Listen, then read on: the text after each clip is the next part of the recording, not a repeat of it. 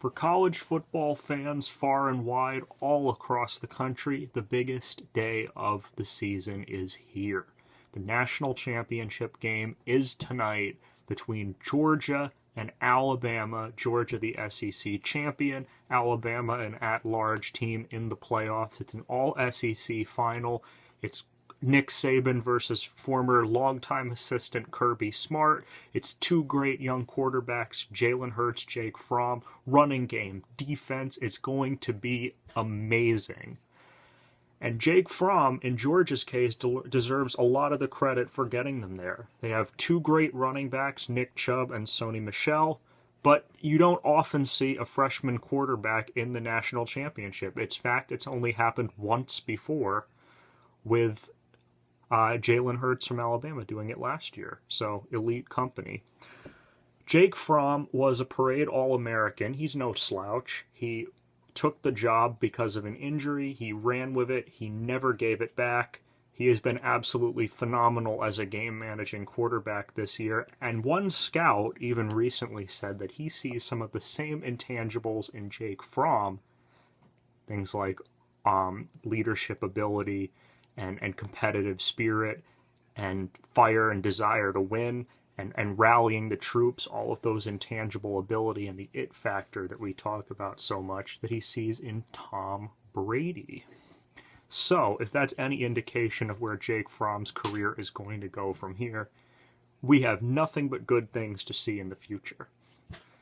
But lost in all this is the fact that this is not Georgia's first freshman standout quarterback to take them to an incredible season. Jacob Eason had an incredible freshman season last year and would have been the starter this year had it not for him being hurt in the first game of the year. Jacob Eason was also an All-American in high school. He won the Hart Trophy for the best player in high school football. It's given out at the Army All-American game. It's basically the high school version of the Heisman. He won the Gatorade Player of the Year for football for his graduating class. He was even the Junior Player of the Year, the Rivals Junior Player of the Year. So he was already a decorated recruit even as a junior. He had offers from dozens of schools all around the country, picked Georgia, and says he loves it there. But if Fromm is going to hold on to the job, and you are quite as talented as Jacob Eason is, because these are both incredible quarterbacks, you would think that perhaps eventually something would have to give. We've already seen the other top quarterback from Jacob Eason's class in Shea Patterson transfer from Ole Miss to Michigan. And my buddy Joe, as a Wolverine fan, I know he's excited about that. Will we see Jacob Eason transfer as well because of Fromm taking over the job? Now, if he goes, he says that he really loves it at Georgia. He's committed to Georgia through the national championship game. But we don't know about past that. A new semester will be starting. He'll have a chance to move somewhere else if he so chooses. Some possibilities that I think could be in play. Miami, which is where Mark Richt is coaching now, former Georgia coach. Mark Richt, not Kirby Smart, was the man who actually recruited Jacob Eason to the Georgia program. They have a good relationship from what I understand. They respect each other, they like each other. He wanted to come play for Mark Richt, but he was loyal to the program when Kirby Smart took over, stuck with it, paid big dividends for him in his freshman season. Could he go to Miami? Another possibility is Colorado State. Now, this is a small school. It won't have the glitz and glamour of a Power 5 program. Certainly will not have the glitz and glamour of Miami. But Mike Bobo was the offensive coordinator at Georgia when Eason committed. They also have a good relationship. Mike Bobo is now the head coach at Colorado State, and their quarterback, Nick Stevens, is a senior this year. He's going to be gone, probably not to the NFL, but he is going to be gone.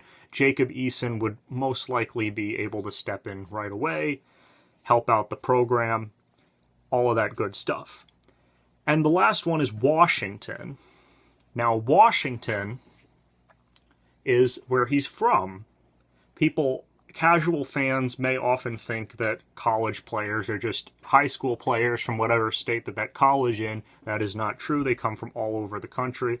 And Eason was from Lake Stevens, Washington, Lake Stevens High School, in the great state of Washington. Could he go back home and play under Chris Petersen? There are some downsides to each of these options if he were to take them. Obviously, in Washington, for example, they already have one of the better quarterbacks in the Pac-12 in Jake Browning. He's one of my favorite ones to watch in that conference. He's put together a couple of solid seasons. It would be hard to unseat a guy who knows the offense, even if I believe that Eason is more talented than Browning. In Colorado State's case, they've already taken a Georgia transfer before, Phaeton Bauta. I have no idea if I'm actually saying that correctly. He had a pretty good season, but the downside there is that the talent is lesser around him. They're not getting Power 5 recruits, and they've gone 7-6 in 3 straight years under Mike Bobo. So it's not exactly a track record of success you would be dealing with. And in Miami's case, similar to the Jake Browning situation, Malik Rozier has established himself as a competent college starter.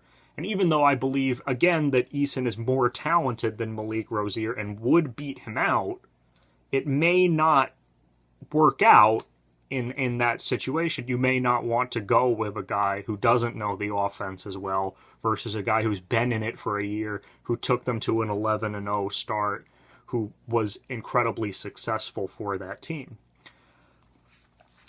So, who knows? He may end up staying at Georgia anyway. Fromm says he's been a tremendous help in getting him prepared for the games. He's thrown a few passes here and there in spot duty.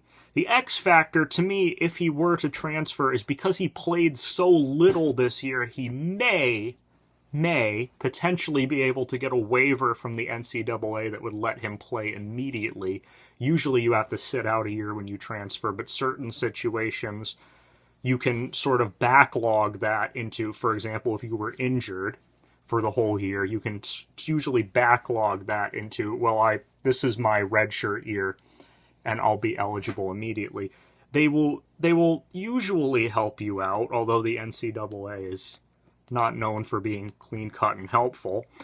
And another X factor that I would like to mention that I haven't heard a lot of other people talk about in regards to Eason's potential transfer is Notre Dame. His father, Tony Eason, played college football at Notre Dame.